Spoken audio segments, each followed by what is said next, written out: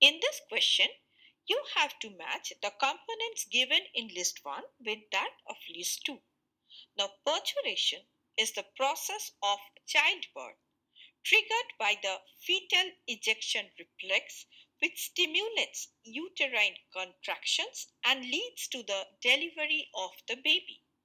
Hence, A matches with 3.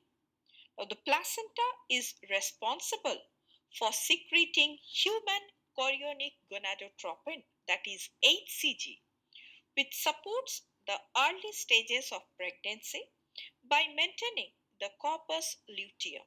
Hence, B matches with 4. Now, colostrum is the first milk produced by the mother, which is rich in antibodies, providing passive immunity to the newborn. Hence, C matches with 1.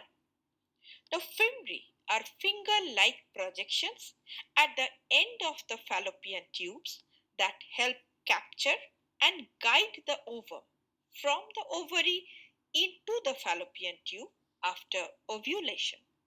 Hence, D matches with 2. Thus, the correct answer is option A. Options B, C, and D are incorrect as they mismatch the definitions and functions of the terms provided in list 1 with list 2.